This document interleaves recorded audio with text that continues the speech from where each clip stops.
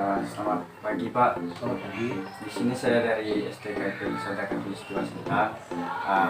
Saya di sini program studi ekonomi. Ya. Ada tugas mewawancarai guru SMP dan SMA gitu. Kebetulan juga ada bincang-bincang sama Bapak bisa diwawancarai gitu.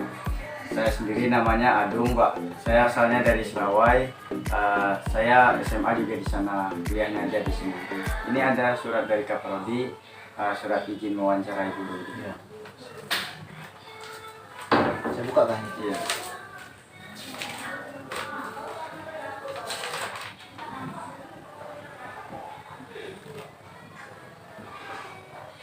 Oke. Tugas ya berarti ya. Iya Pak. Tugas dari Dari dosen. dosen sekaligus Yang Kaprodi juga. Kaprodi juga. Oke, baik.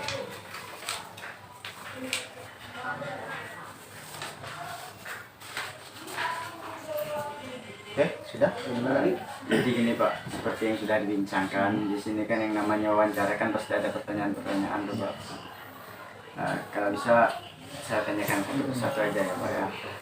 Jadi pertanyaan yang awalnya kita mulai Pak ya.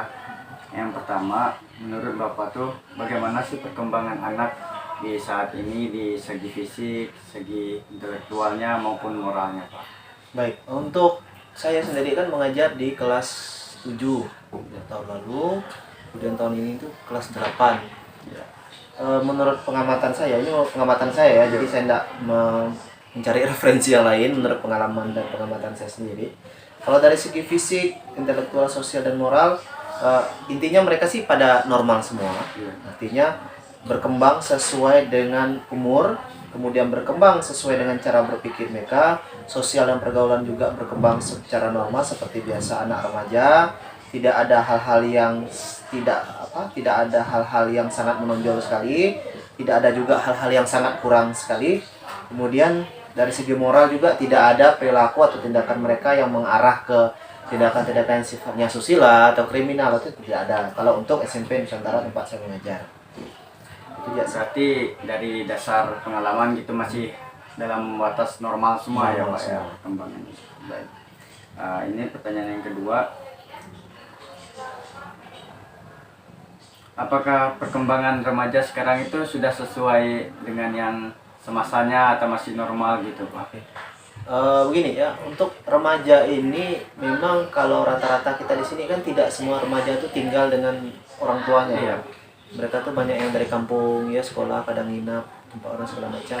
Kemudian biasanya mereka tuh yang mempengaruhi mereka pada proses belajar tuh biasanya ini, mereka tuh kan sekarang rata-rata tuh udah pegang gadget tuh. Kadang-kadang satu, kemudian kedua itu kadang-kadang yang membuat mereka tuh suka lupa belajar, Iya. suka malas belajar, suka susah bangun pagi dan segala macam. Tapi sebenarnya itulah normal dalam proses. Tinggal bagaimana caranya pengawasan orang tua juga sih, dan setiap hari memang saya selalu peringatkan mereka. Tapi kalau ditanya normal atau tidak normal, ya normal. Normalnya seperti itu. Memang banyak belajar, siswa ini kan banyak belajar dari lingkungan, dari sosial ya, teman-teman, termasuk dari media sosial, kemudian dari lingkungan sekolah, lingkungan masyarakat dan gereja. Biasanya seperti itu kalau di sini. Berarti jangan sampai melebihi aja ya Pak ya? Ya, jangan sampai berlebihan lah. Karena gadget juga sebagai alat juga untuk belajar gitu Pak ya. Iya. Pertanyaan yang ketiga nih, dari pengalaman Bapak mengajar, bisa ceritakan pernah menemukan kasus yang berat nggak di sekolah ini? Ya, baik. Kalau kasus berat itu sih, kalau pengalaman saya tahun kemarin tuh kelas 7, karena kelas 8 ini kan baru masuk awal tahun. Jadi yang 7 kemarin jadi kelas 8 sekarang. Iya. Kalau tahun lalu sih sebenarnya kasus berat tidak ada. Cuma memang kehadiran. Iya kan? Nah, kehadiran tuh ada siswa tuh memang yang sampai 28 hari, sampai belasan hari lah, tidak sampai 20 hari, sampai belasan hari itu tidak masuk. Tapi biasanya kami mengetahuinya itu dari absensi. Jadi kalau di kelas itu kan ada petugas yang saya percaya untuk absensi, mencatat kehadiran mereka, sakit, izin atau apa. Biasanya kan kalau izin itu biasanya untuk hal-hal yang sifatnya sangat mendesak, itu bisa izin, dan izin itu pun kalau lama itu saya minta orang tua atau wali memberikan izin. Tapi kalau anak izin sendiri itu saya bisa pastikan bahwa ini bermasalah anak ini, bisa saya panggil, saya kasih tahu bahwa izin itu nggak boleh sendiri, tapi harus orang tua atau wali, dan itu pun sifatnya kepentingan yang sangat mendesak dan halangan dan tidak bisa ditunda seperti itu biasanya. Karena anak sekarang itu cuma banyak untuk alasan aja gitu. Ya, biasanya seperti itu. Izinnya nggak yang untuk yang kepentingan gitu ya Pak ya. Mendesak. Nah, dari masalah tersebut banyak yang apa gitu, sering nggak masuk. Bagaimana sih cara mengatasinya Pak, agar mereka itu lebih rajin lagi gitu ke sekolahnya gitu Pak? Baik, kalau pengalaman saya kemarin untuk siswa itu yang pertama harus kita lakukan tuh pemanggilan secara pribadi. Kita panggil pribadi secara personal, kita suruh datang, kita tanya betul-betul. Tapi biasanya anak-anak itu kalau macam kita kan ada anak yang mau jujur, ada juga anak yang tidak mau jujur. Biasanya kan kalau dia jujur dia akan jawab apa adanya, dan setelah kita panggil itu besoknya dia tidak akan mengulangi. Tapi kalau di saat kita tanya misalnya kan dia jawabnya bagaimana, nanti keesokan harinya mengulangi lagi, bisa kita pastikan bahwa jawaban dia itu yang pertama itu pasti bohong. Nah setelah itu biasanya kita melakukan pemanggilan nih terhadap orang tua atau wali melalui surat pemanggilan. Biasanya kalau baru pertama dipanggil berarti surat panggilan menghadap yang pertama. Itu sih biasanya baru kita konsultasi dengan orang tua dan menceritakan apa penyebab orang tua tuh dipanggil. Sepertinya biasanya seperti itu. Biar ada efek jerahnya, terus ada bimbingan dari orang tua lagi Pak ya. Nah, ini pertanyaan berikutnya nih Pak.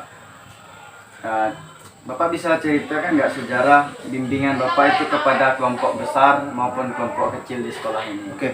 Kalau untuk kelompok besar biasanya kan kita kumpul nih kelas 7, 8, 9 itu di lapangan.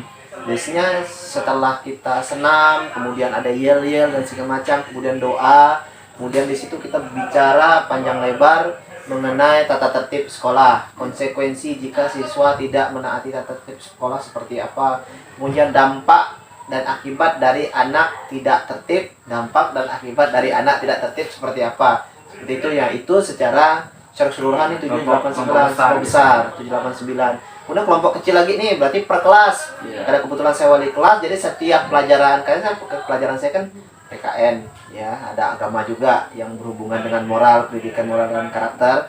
Jadi situ saya jelaskan juga apa dampaknya anak disiplin, apa dampaknya anak rajin, apa dampaknya anak menghormati orang tua.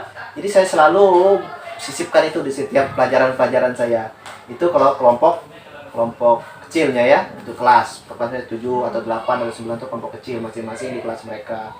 Kemudian kalau untuk individu ya tadi saya bilang panggil personal, biasanya saya panggil di ruangan seperti ini, tutup pintu, bicara empat mata, ya kan, gali lebih dalam tinggalnya macam mana, apa perasaan dia, apa yang dipikirkan dia, apa yang dirasakan selama proses belajar. Kalau diajar guru gini gimana, kalau diajar saya macam mana, ya kan, maunya seperti apa, biayanya, orang tuanya sering tidak jenguk atau sering tidak ditelepon orang tua apa segala macam. Biasa saya personal seperti itu, dipanggil secara pribadi.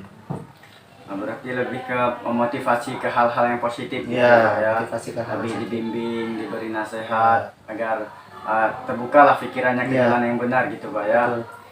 Pertanyaan berikutnya nih, terkait perbedaan individu, Bapak itu memberikan pembelajaran itu gimana Pak? Misalnya kan ada perbedaan tuh antara latar belakang siswa. Baik, gini, kalau sekolah itu kan punya program intrakurikuler, ekstrakurikuler dan intrakurikuler, yang mana program tersebut biasanya tidak di dalam mata pelajaran, ya kan? Misalnya kita di sini ada kegiatan kayak voli, kemudian ada pramuka, kemudian ada kegiatan-kegiatan kayak catur, kemudian ada tenis meja, kemudian basket dan lain-lain.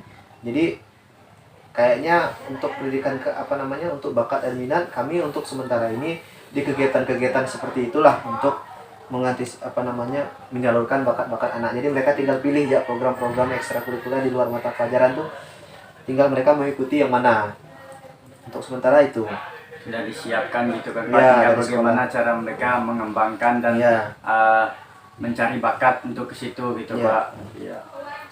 Nah, yang selanjutnya dengan masalah tentang siswa yang beraneka ragam, Bapak memberikan tips yang bagaimana sih untuk menyelesaikan masalah yang beraneka ragam gitu, yang berbeda-beda masalahnya gitu Pak. Jadi gini, siswa itu kan perlu yang namanya pendekatan secara personal. Artinya jika siswa berbuat salah, dia itu jangan sampai